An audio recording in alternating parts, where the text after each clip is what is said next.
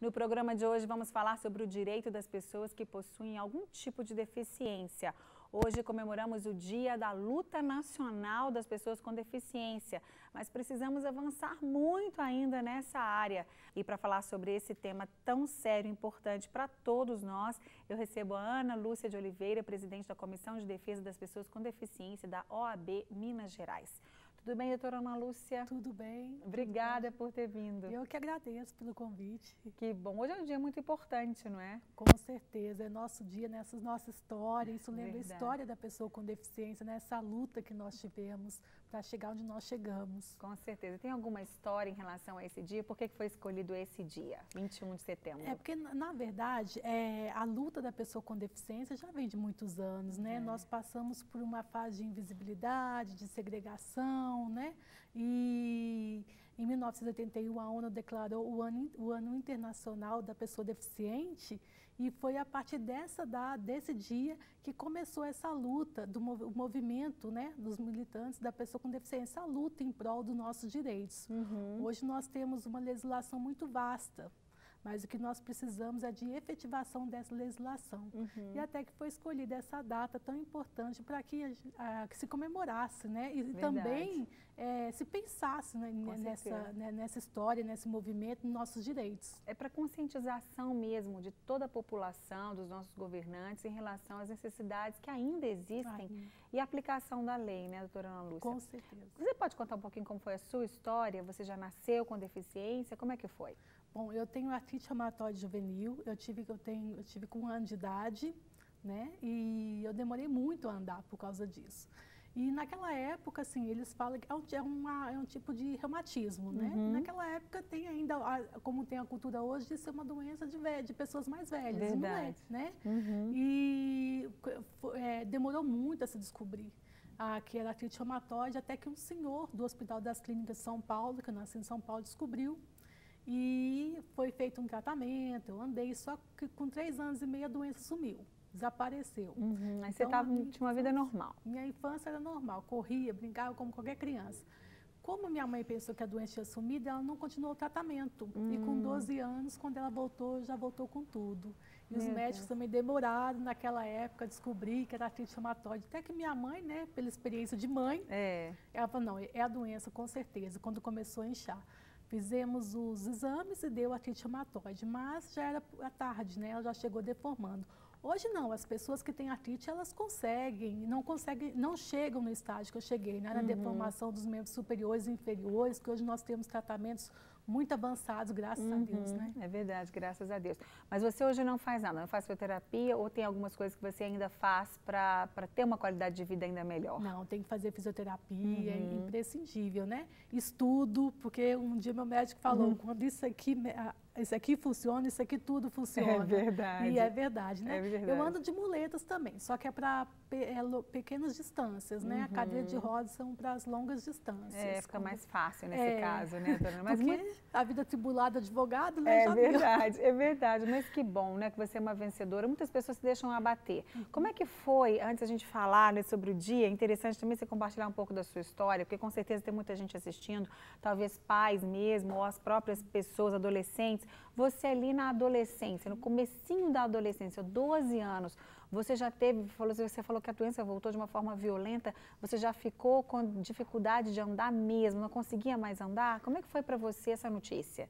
Então, até então eu estava pensando, porque começou as dores na virilha, né? Eu andava de bicicleta, quando eu fazia exercício começava as dores. Eu pensava que era fase de crescimento, como os médicos me falavam. Até que começou a inchar o joelho, eu não conseguia andar tanto, não conseguia fazer os exercícios. E foi assim, não é que foi gradativo, para mim foi de uma vez. Na verdade, para os outros foi gradativo, mas para mim, na minha visão, foi de uma vez. E até que eu fiquei numa cama. Chegou uma época que eu não conseguia mais andar, eu fiquei 3 anos em cima de uma cama. Então, assim, hoje as pessoas têm uma outra visão, mas naquela época, assim, muitos amigos meus se afastaram. Eu tinha uma amiga minha que foi a Adriane, e ela foi uma amigona mesmo. Que bom. Então, assim, ela era amiga de verdade, de verdade. Né?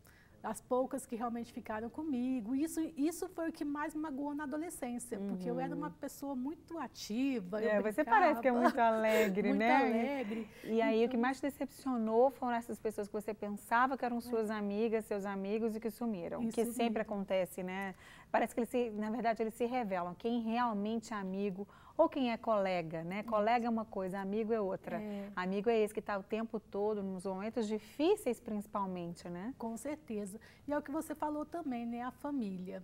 A minha família desestruturou totalmente, porque até então não tinha ninguém com deficiência, né? E de repente a deficiência assim parou de andar e minha mãe teve que aguentar, porque sabe como é a mulher nessas horas, ela carrega ela mais, que aguenta né? o rojão. Ela que aguenta o rojão. Hoje nós temos homens que também eles lutam muito pelos seus filhos, mas ainda a maioria trata-se de mulher, né?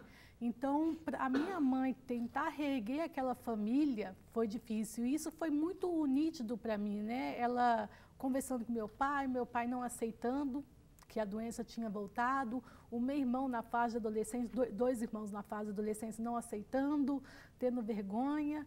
E foi aquela luta, até que um dia um médico do Hospital Sara Kubitschek, onde eu fazia tratamento, ele conversou com a família e mostrou a realidade, porque a realidade tem que ser posta, né? É claro. Eu falo isso, é importante que os pais façam uma reunião, quando você tem um filho com deficiência, faça uma reunião em casa, coloque a realidade, fale que ele precisa de ajuda. Então, o médico colocou essa realidade para o meu pai e para os meus irmãos e conversou com cada um separadamente. Então, assim, aí a visão começou a mudar. Que bom. Né? Essa visão lá em casa começou a mudar. E hoje, infelizmente, eu não tenho mais minha mãe. Mas, assim, meu pai hoje é uma mãe também, é um pai. É um pai. Então, assim, meus irmãos, hoje uma gracinha, meu irmão, um amor de pessoa, né? E a outra minha irmã também, que naquela época era uma adolescente, também hoje me ajuda muito. Então, assim, e eu também, né? Comecei a aceitá-los também com os seus defeitos e qualidades. Também tenho minha culpa também, né? A gente não pode deixar de olhar para si. É verdade, porque às vezes a gente também espera que o outro tenha que reagir de certa forma. Nós somos humanos, né? Temos as nossas emoções misturadas, então nem sempre o outro vai reagir como a gente gostaria, mas ele também tem um processo de amadurecimento que não é fácil, não é, Ana Lúcia? Com certeza. Então, doutora Ana Lúcia, foi por causa dessa luta, dessas necessidades que de repente você já via que precisavam mudar, né, no nosso país, que você decidiu fazer direito ou por outros motivos também? Foi por esse motivo também, né? A minha vida foi muito em busca dos direitos, né? Minha mãe sofreu muito, que eu falo, né? Há muitos anos atrás, com 12 anos de idade, não tínhamos a legislação que nós temos hoje, dessa garantia desses direitos da pessoa com deficiência. Então, assim, foi difícil, por exemplo, eu fiquei 3 anos sem estudar, quando eu voltei a estudar, a diretora da escola municipal não quis, isso já estava morando em Minas Gerais. Ela falou que eu não ia acostumar, que eu andava com cadeira de rosa, não ia me adaptar, a escola não tinha acessibilidade, realmente tinha uma escada muito grande. E foi aquela luta para minha mãe garantir esse direito, conseguir esse direito, né? Então, hoje, por exemplo, nós temos uma legislação que pune com crime de reclusão de 1 a 4 anos se você recusar a matrícula de pessoas com deficiência nas escolas. Essa deficiência, doutora Ana Lúcia, quais ela abrange? Todas as deficiências físicas e intelectuais? A segunda Convenção sobre o Direito das Pessoas com Deficiência é de natureza física, sensorial, intelectual e mental. Né? Então, nós temos aí esses 4 tipos. Aí também abrange as pessoas com autismo. Hoje também são consideradas pessoas com deficiência também. Então, as escolas não podem negar a matrícula de nenhuma dessas crianças, nenhum desse tipo de doença? Não pode. Nenhum tipo de deficiência ela pode negar. Isso é crime punível com reclusão de 1 a 4 anos e multa. Que bom, uma conquista muito grande, né? E os pais podem ficar mais tranquilos. Se acontecer alguma coisa, eles têm como recorrer à lei e obrigar a direção da escola, né? A gente até estava passando uma série no Fantástico, não sei se você assistiu mês passado, né? Sobre a síndrome de Down. E a gente viu os pais falando sobre isso, né? Que muitas vezes eles iam matricular o filho na escola e a diretora, uma falou, eu me lembro que ela falou, você tem vaga para criança de 5 anos? E a mulher falou que tinha. Quando ela chegou e ela viu a filha dela, ela falou assim, mãe, sinto muito, mas a gente não pode receber sua filha. Quer dizer, isso não pode acontecer mais, né? É Não. uma conquista muito grande, né, doutora Ana Com Lúcia? certeza, né? Educação inclusiva, que a gente fala, que a gente tanto sonha. As pessoas com deficiência também têm direito a essa educação. Claro. E hoje em dia, o que não se quer mais é segregar. A gente até tem um ditado, todo mundo junto e misturado. É isso verdade, mesmo. é verdade. Aquelas crianças também que não têm deficiência também Aprenderem, aprender né? o respeito, Verdade. a diversidade, crescer também pessoas melhores, né? Claro, com certeza, todo mundo ganha, né? Com todo certeza. mundo.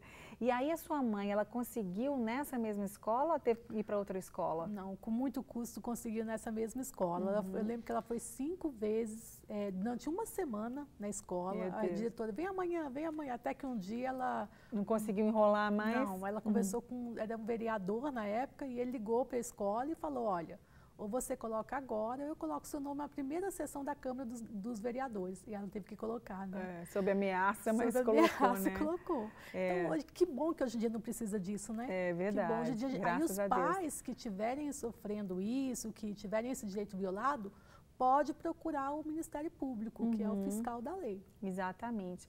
Bom, aí depois você decidiu fazer Direito, né? E na sua faculdade, você tinha acessibilidade? Como é que era para você com deficiência estudar lá? Você disse que anda, né, de muletas, mas dependendo do lugar, até muleta é complicado, né? Com certeza. Eu estudei na Universidade Itaúna, formei lá, e assim, era morro, né? A faculdade era morro, não tinha gente fazer acessibilidade. A cidade toda é morro, né? Morro, não tem jeito. Mas a faculdade internamente tinha acessibilidade. Que bom. Rampas, né, para chegar até as salas. Eu lembro que eu conversando com o professor meu, já estava preocupados com algumas faltas de acessibilidade, como degrau para chegar no banheiro, que eles não tinham conhecimento. Então, assim, naquela época eu lembro que as pessoas, essa questão da acessibilidade, as pessoas já começavam a discutir, isso já era lei, o Ministério Público já fiscalizava isso nas escolas, e hoje em dia com mais razão, né? Com certeza. Nós tivemos aí uma decisão do Supremo Tribunal Federal obrigando o Estado de São Paulo tornar acessíveis todas as escolas estaduais. Que bom, então, um ganho, né? É um ganho. Bom, doutora Ana Lúcia, o que ainda precisa mudar ou na legislação ou no cumprimento das leis no nosso país em relação a deficientes?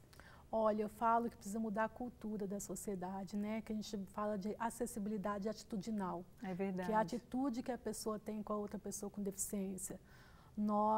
Eu ouço histórias, por exemplo, um cadeirante vai subir num ônibus e uma pessoa que está lá dentro não tem deficiência, fala, hoje eu fui agraciado, vou chegar tarde no meu trabalho. Porque a pessoa com deficiência ela demora mais subir nos ônibus. Então, as pessoas falam isso? Falam. Nossa, estacione em vagas reservadas para a pessoa com deficiência. Dá para sua cara, é só um minutinho.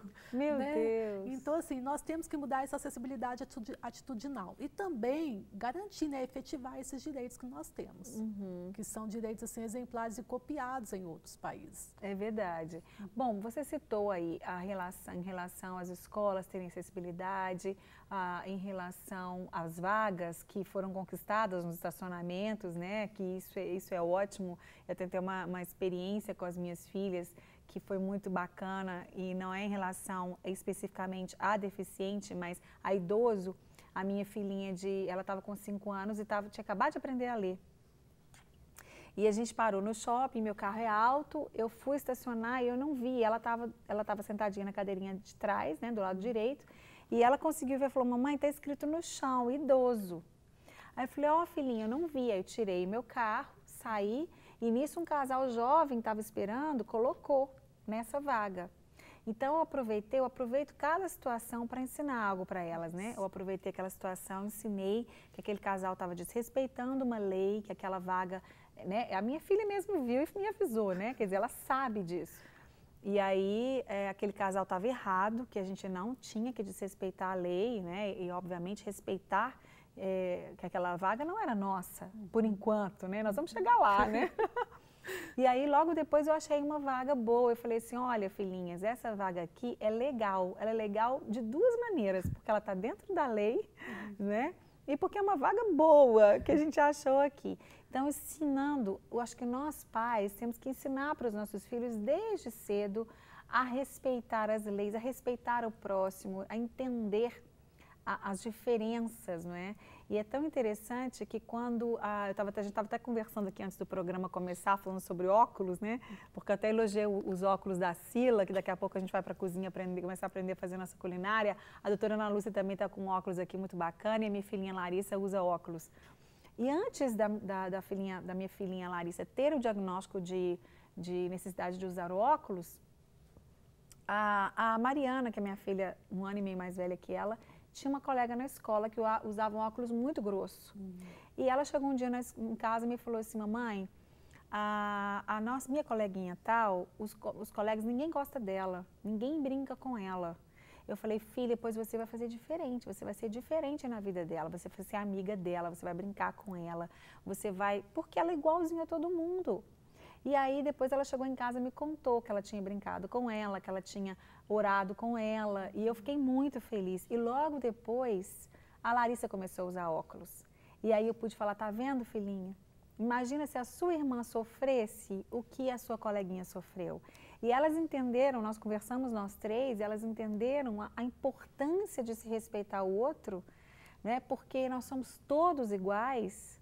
O que não nos diferencia não é um óculos, não é eu poder me locomover com as minhas pernas ou não, nada disso, nós somos todos iguais, né? Viemos do mesmo lugar, vamos para o mesmo lugar, né, doutora Ana Lúcia? Isso é muito importante. Além dessas conquistas que a gente está falando, quais foram as outras conquistas que vocês tiveram? O direito ao trabalho, né, também uma grande conquista. Fora assim, a principal é a acessibilidade, né, que eu falo que sem acessibilidade, tudo vai ser mais difícil. Não adianta ter o trabalho, ter escola, se você não consegue se locomover pelas ruas, né? Você não consegue nem sair de casa, né?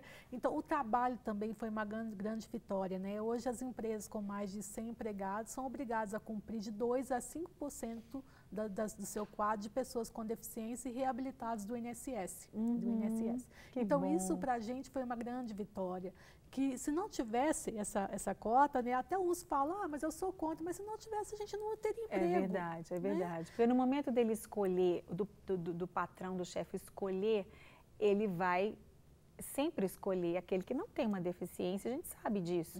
Se não houver a cota, ou seja, seria muito mais difícil ainda conseguir, não é? E isso foi também um pedido das pessoas com deficiência, porque eles começaram a observar essa dificuldade. Não, então nós queremos uma cota.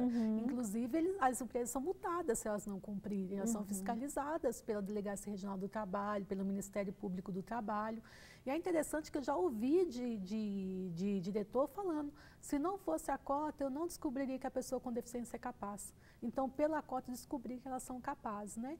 E lembrando, gente, que a gente não tem que ser perfeito, ninguém é perfeito nesse mundo, né? As pessoas acham que a pessoa com deficiência também tem que ser aquela coisa perfeita, tranquila. Não, gente, nós temos defeitos também, nós somos seres humanos, né? As mulheres têm TPM também. Então, verdade. As pessoas, a gente não vai para o mercado de trabalho para ser o perfeito, né?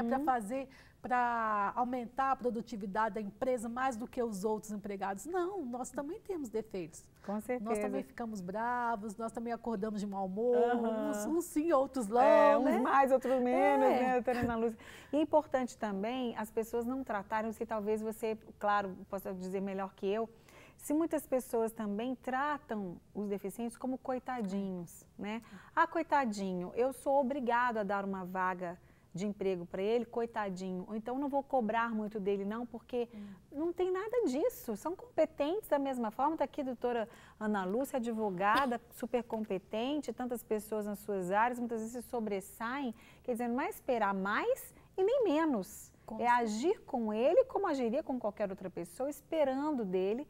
Existem testes, existem muitas coisas, né, que o RH pode fazer e ver quais são as melhores habilidades de cada um, como qualquer outra pessoa.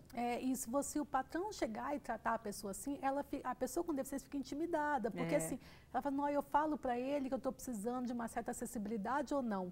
A pessoa fica receosa, então a pessoa com deficiência, ela também, eu falo, é responsabilidade de todos, né, da pessoa com deficiência também. Deve chegar ao seu patrão e falar, olha, eu estou precisando disso, estou precisando daquilo, aqui não dá, né, aqui não tem acessibilidade, será que eu posso ir para outro lugar, posso ter uma cadeira maior, uma cadeira menor? E, né, a gente também tem que conversar. Verdade. Eu tenho um grande orgulho do meu passado, que eu trabalhei na penitenciária Nelson Hungria. Olha, então, assim, eu fiz estágio na penitenciária, foi uma grande lição de vida para mim, né? E eu não tive nenhum preconceito lá dentro. E me tratavam como qualquer outro advogado ou estagiário lá dentro. Então, assim, né? Mas eu também tinha liberdade de falar, olha, se você quer que eu atenda no pavilhão, vou precisar de um carro para me levar até lá. E era tranquilo. Que bom. E você tem, quando você tem, que a gente vê no seu caso, você tem uma autoestima elevada, que você sabe que você é capaz, que você não se vê diferente de ninguém, muito menos inferiorizada, você tem liberdade de falar o que você pensa. Mas, infelizmente, muitas pessoas não têm, não é? A pessoa já se sente mesmo um pouco inferiorizada e ela fala, se eu falar para ele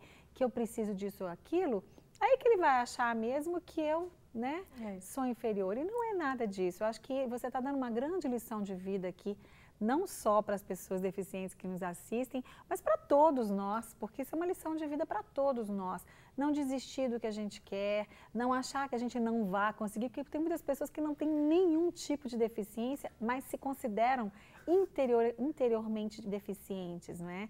Se consideram sempre aquém, elas acham que elas não dão conta. Quer dizer, eu acho que Deus está falando com você nesse momento, né? Que talvez tenha todas as suas habilidades aí, não tenha nenhum tipo de deficiência, mas não se valoriza.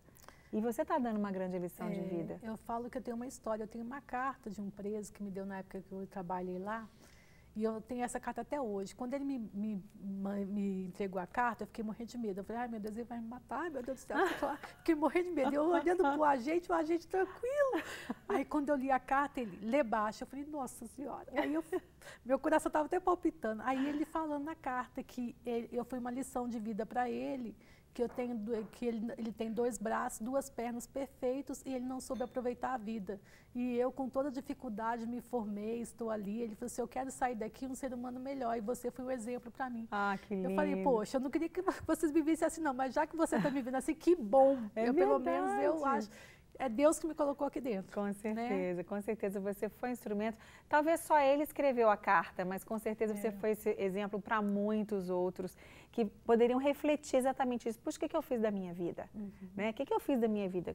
Perfeito, com as pernas e os braços, podendo correr, podendo fazer tudo, né? Ser até um jogador de futebol, né? Sei lá, porque muitos meninos da nossa nação têm esse sonho, ou seja lá o que for, estou dando um exemplo, mas o que ele pensa? O que eu fiz da minha vida? Estou aqui atrás das grades. E ela soube valorizar e aproveitar as oportunidades que a vida deu, né? Que Deus deu, né, doutora Ana Lúcia? Que bom. Nós vamos fazer uma paradinha aqui na nossa conversa, depois eu volto para conversar com você. Maria José é mãe de Sueli, que tem 44 anos, mas não é dona de uma vida própria. Aos 7, a mãe descobriu que ela tinha deficiência intelectual. Hoje, passa a maior parte do tempo em um centro especializado, onde aprendeu a lidar com as limitações. O comportamento dela melhorou muito.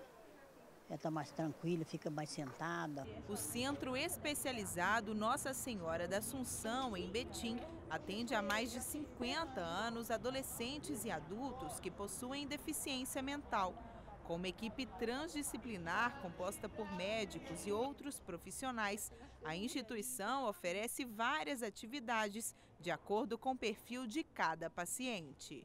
Eles fazem atividades esportivas, a gente tem bocha, nós temos atletismo, natação, teatro, né, música, e a gente tem também as oficinas, que tem tanto um cunho terapêutico quanto também pedagógico. Eles podem aprender vários tipos de ofícios, né, texturização em papel, enfiagem, bordado, pintura.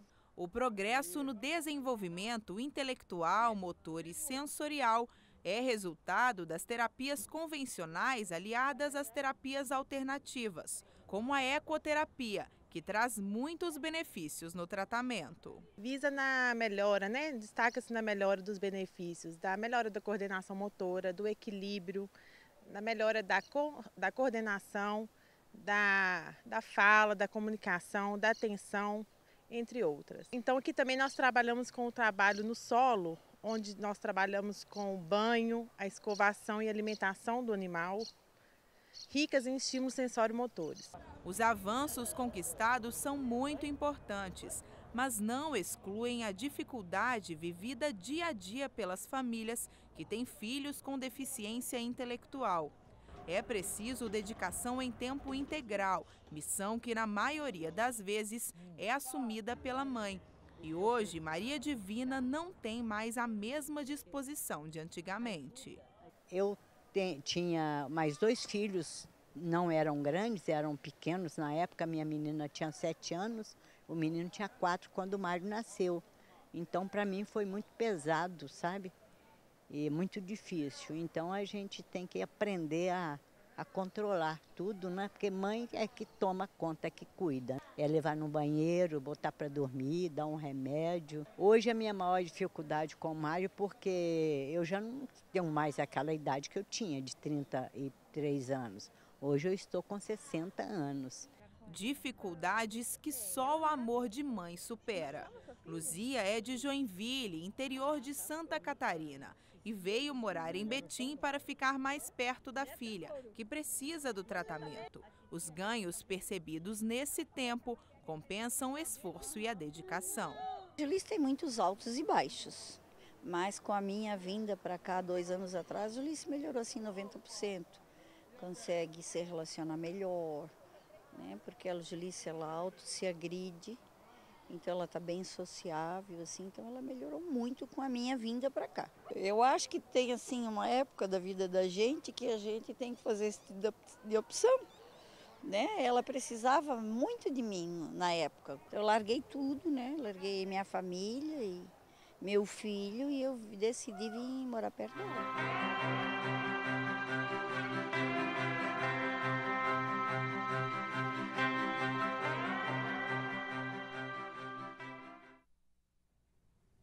Beijo para você também, querida. Parabéns à mamãe, às mulheres guerreiras que estão sempre aí dedicando mais tempo, mais disposição, com tanta garra, com tanta disposição, né, que tem que tirar muitas vezes de onde não tem para ajudar os filhos com algum tipo de deficiência. Doutora Ana Lúcia já compartilhou isso com a gente, né? Disse como que a mãe dela foi essa guerreira, sempre ali nessa luta.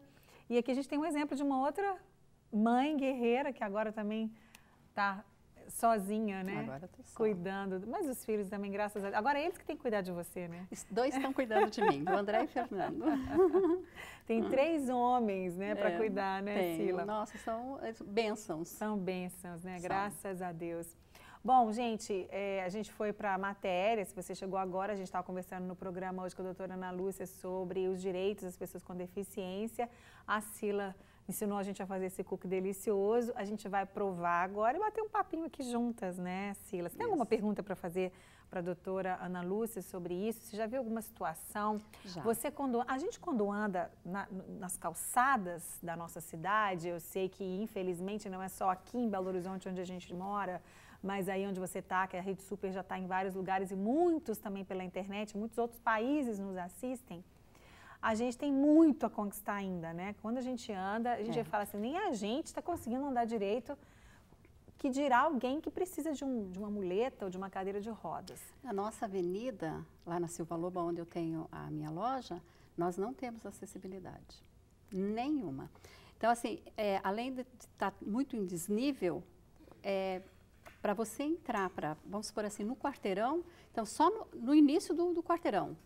Então, na metade do quarteirão seria interessante que colocasse rampas de acesso também. E também como piso fazer, tátil, né, para pessoas com deficiência visual. Alguns já têm, os novos prédios que estão sendo construídos lá já têm. Doutora Ana Lúcia, o que a gente pode fazer quando a gente vê essas coisas? Para quem que a gente denuncia? Para onde a gente liga, por exemplo?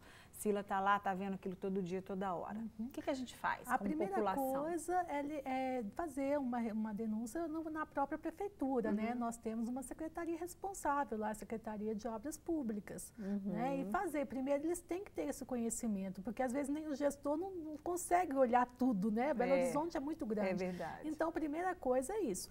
Tratando-se de calçada principalmente, né? Quem é o responsável é o proprietário, e fazer a denúncia lá na prefeitura, a prefeitura notifica o proprietário para que ele regularize a sua calçada de acordo com o plano diretor. Os quarteirões são muito grandes lá da Silva Lobo, por isso que precisaria na metade do quarteirão 2 ou 3 rampas de acesso, porque eles são grandes. Então, né? então porque tem tem situações que a prefeitura também ela é corresponsável junto com o proprietário, né, da calçada. Então, é importante notificar a prefeitura. E a própria prefeitura fala isso, porque às vezes ela não recebe nenhuma denúncia, né? Então, não sabe que aquele lugar está precisando de acessibilidade, está irregular. Então, denunciar. Se não deu certo, se não houve nenhuma ação por parte da prefeitura, ir nos órgãos fiscalizadores, que é o Ministério Público, entendeu? E ele, sim, como o fiscal da lei, ele tem esse poder de entrar com uma ação, para que a prefeitura cumpra o seu papel. Como está o transporte coletivo, doutora Ana Lúcia, da cidade? O transporte coletivo, assim, nós estamos melhorando, né? Porém, a gente tem muito a conquistar ainda. Por exemplo, nós temos elevadores, mas os elevadores não funcionam, ou o próprio, a pessoa que trabalha no trocador, o motorista não sabe manusear o elevador. Então, às vezes, tem situação que a própria pessoa com deficiência, de tanto andar no ônibus, ela ensina o trocador. Não, agora você sobe, não, agora você desce para baixo, para cima, tem que ensinar, né? Então, tem que fazer uma manutenção naqueles elevadores. Gente, a manutenção precisa de treinamento. E precisa de capacitação e manutenção o elevador, né? Mas, senão não adianta, é inútil, né, gente? Por favor, né? Vamos... Gente, é o mínimo. Você tem um elevador no ônibus que não funciona e profissionais que não sabem operar. Quer dizer, isso é completamente inaceitável. A gente precisa cobrar como população, cobrar essas coisas. E a gente também, como população, mesmo... Eu acho que as pessoas, assim, às vezes tem que sentir na pele. A gente não precisa... Você está vendo que a outra pessoa, acho que a força da população é muito grande, né? As maiores conquistas do país, de uma nação, são pela força mesmo da unidade. A gente já conseguiu tirar um presidente da República pela força do povo, né? Então, a gente sabe que é uma força muito grande. Então, todos nós, não é brigar, não é se rebelar, não, mas é como povo de pensar no outro. E a gente, por exemplo, está dentro do ônibus, viu? Sabe, a gente vai, né, gritar com o motorista, não é nada disso, né? Sempre com amor, com educação, mas fazer o que a gente pode fazer? Então, a gente está aqui falando para você. Você, por exemplo, já viu uma situação dessa no ônibus, a gente está ouvindo aqui a doutora Ana Lúcia dizer, como advogada, como cidadã mesmo, né, das dificuldades. A gente pode ligar para onde em relação ao transporte público? É para a prefeitura? O que a gente faz? Também, para a prefeitura também, porque ela é responsável e da empresa. Eu já tive caso de uma denúncia que eu recebi na OAB e tive que enviar um ofício para a própria empresa, pedindo se eles têm capacitação, se realmente o ônibus está em manutenção, se não está. Inclusive, a empresa me mandou fotos e ela capacitando, porque aconteceu uma coisa horrorosa. A mãe colocou a filha com deficiência, que tem paralisia cerebral dentro do ônibus. Quando ela foi subir, o motorista arrancou o ônibus, não viu. Então, a mãe, o pé dela foi arrastando pela calçada, né? Meu Deus, que então, horror. Aí as pessoas lá começaram a gritar, para, até que parou o ônibus e ela subiu. E você imagina a situação de mãe vendo a filha lá dentro do ônibus, não podendo fazer nada, né? Meu Deus, ela perdeu o pé? Não, mas ainda bem não. E ela mandou um ofício para a OAB. Então, a OAB, eu falei, está certa, está certíssima. Com certeza. Então, nós enviamos um ofício para a empresa, inclusive falamos, olha, nós também damos palestras em empresas, se vocês quiserem, para capacitação, né? Gente, é o que eu falo, as pessoas com deficiência estão aí, elas estão às ruas. E não adianta chorar que nós vamos às ruas, não adianta reclamar. Claro que não, de jeito nenhum. Todos nós temos que cobrar os nossos direitos, sim, pagamos os nossos impostos, que são altíssimos no nosso país, diga-se de passagem, muito altos. Aqui a gente tem uma microempresária, meu marido é empresário também, cidadãos, nós temos tantos impostos, queremos ver esses impostos voltando para nós com os nossos direitos de estradas, né, trafegáveis, digamos assim. Nós precisamos de cobrar os nossos direitos, infelizmente não temos mais tempo. Agora, você quer deixar algum recado? Você está com um papelzinho na mão aí? Estou, para colinha rapidinho, por favor, doutora Ana Lúcia. Quem quiser, a OAB está à disposição. O e-mail é Olha naquela câmera, por favor. O e-mail é pessoacomdeficiência@oabmg.org.br. Tá bom? Joia, tem um telefone também, né? 2102-5800. Muito bom. Para receber todas as novidades do canal, inscreva-se e se curtir o vídeo, clique em gostei. Aproveite para acompanhar a Rede Super nas redes sociais.